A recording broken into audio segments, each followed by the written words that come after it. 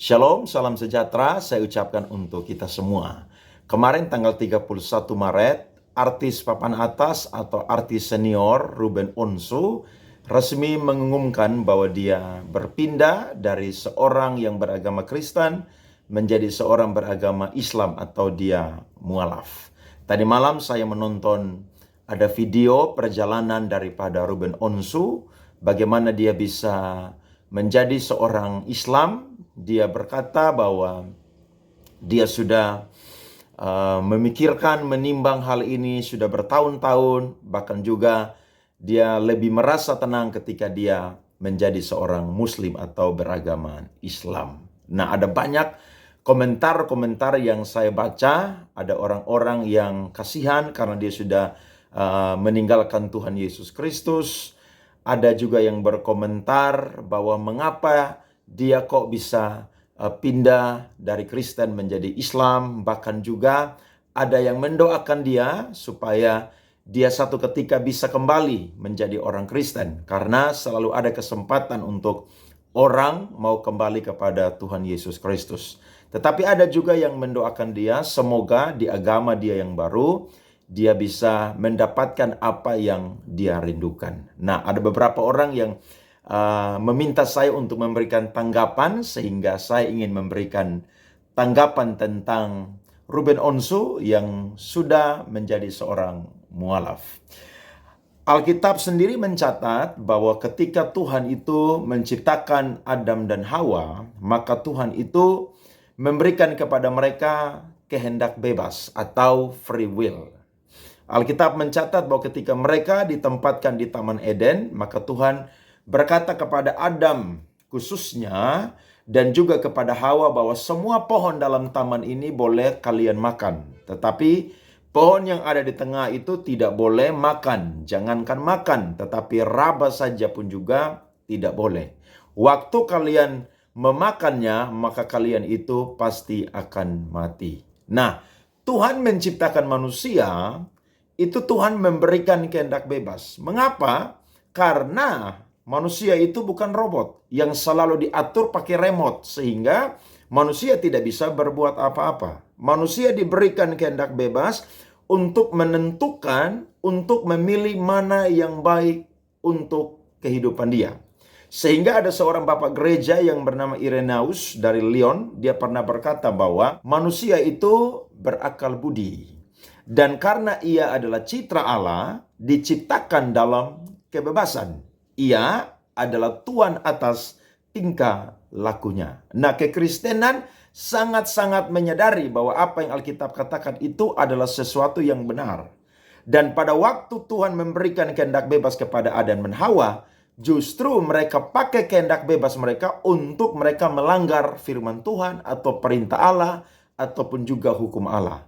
Hawa digoda, ditipu oleh iblis yang memakai ular sehingga dia mengambil buah pengetahuan itu dan dia makan, kemudian dia memberikan kepada suaminya yang bernama Adam. Disitulah titik kejatuhan pertama dari manusia. Dan dosa itu, saudara, merasuk kepada semua manusia, sehingga kita sebagai orang Kristen percaya bahwa ketika orang belum percaya kepada Yesus Kristus, maka dia akan memiliki dosa turunan atau dosa warisan. Nah, saya akan memberikan kurang lebih ada 2 data firman Tuhan.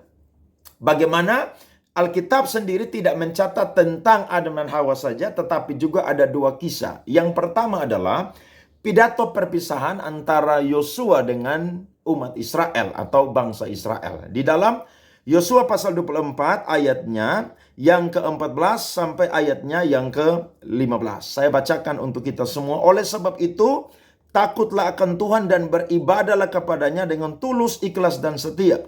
Jauhkanlah Allah yang kepadanya nenek moyangmu telah beribadah di seberang sungai Efrat dan di Mesir dan beribadahlah kepada Tuhan. Jadi orang Israel, ya, nenek moyang mereka itu menyembah berhala.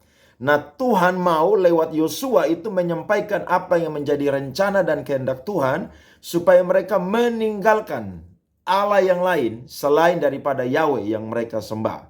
Ayat 15 berkata, tetapi jika kamu anggap tidak baik untuk beribadah kepada Tuhan, pilihlah pada hari ini kepada siapa kamu akan beribadah. Allah yang kepadanya nenek moyangmu beribadah di seberang sungai Efrat, atau Allah orang Amori yang negerinya kamu diami ini. Tetapi aku dan seisi rumahku, kami akan beribadah kepada Tuhan. Dari teks firman Tuhan ini, kita menemukan kesimpulan bahwa beribadah kepada Tuhan adalah sebuah pilihan yang harus dilakukan oleh umat Israel. Kalau kalian mau beribadah kepada Allah daripada orang-orang kafir, silakan. Tetapi Yosua berkata bahwa dia dan seisi rumahnya akan tetap beribadah kepada Allah atau kepada Yahweh.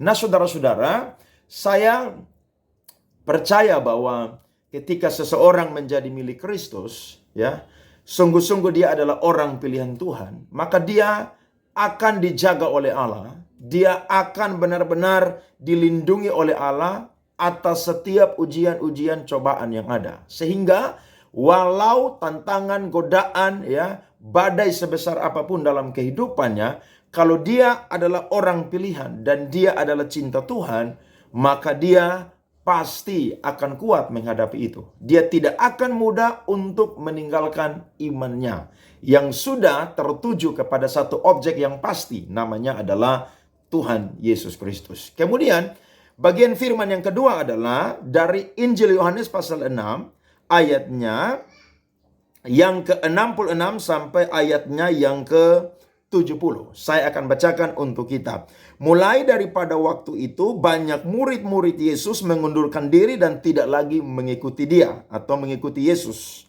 Maka kata Yesus kepada ke-12 muridnya, apakah kamu tidak mau pergi juga?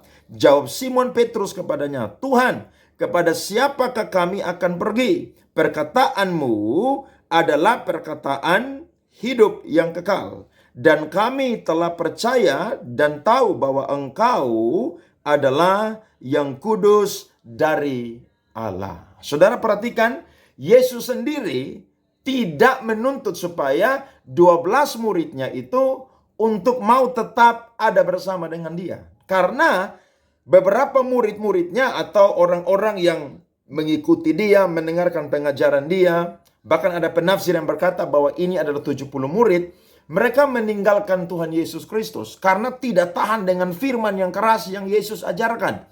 Mereka mau untuk mendengarkan firman yang sesuai dengan kehendak mereka. Tetapi Yesus mengajarkan kebenaran bahwa dia adalah roti hidup itu. Maka ada begitu banyak murid yang sangat terpukul imannya. Mereka menganggap perkataan Yesus itu begitu keras sehingga mereka dengan mudah meninggalkan. Yesus bertanya lagi kepada Petrus dan teman-teman, apakah kalian tidak mau pergi juga untuk mengikuti mereka? Maka Petrus mewakili murid-murid yang lain berkata bahwa mereka percaya bahwa Engkau adalah yang kudus dari Allah. Jadi sekali lagi, ketika artis Ruben Onsu yang sudah meninggalkan iman Kristen dan berpindah ya memeluk agama Islam, saya dan saudara boleh merespon ya dengan berbeda-beda ya. Tetapi ingatlah firman Tuhan sudah mencatat apa yang manusia itu akan lakukan. Manusia akan pakai kehendak bebasnya untuk memilih yang baik dan tidak memilih yang baik. Dan sekali lagi, iman Kristen mengajarkan bahwa satu-satunya jalan ke sorga itu cuma melalui Yesus Kristus. Tidak ada yang lain. Hanya Yesus Kristus. Jadi, buat saudara-saudara yang mungkin menonton video ini, yang mungkin saudara juga mungkin ya sedang bimbang dengan iman Kristen, saudara mungkin mengalami badai kehidupan, sehingga saudara merasa bahwa saudara minoritas, ya saya mau ingatkan dan mau menguatkan saudara-saudara bahwa pilihlah Yesus, peganglah Yesus sampai akhir kehidupanmu. Ada satu lagu lama saudara yang berbunyi, setialah sampai mati, seperti Tuhan Yesus, setialah sampai mati. Apakah balasanmu untuk kasih setianya? Setialah sampai mati. Amin, saudara-saudara. Kiranya firman Tuhan ini mencerahkan kita semua, menguatkan kita semua, tetap menjadi anak Tuhan Yesus Kristus. Karena jaminan masuk ke dalam kerajaan sorga itu pasti untuk saya dan saudara. Tuhan memberkati.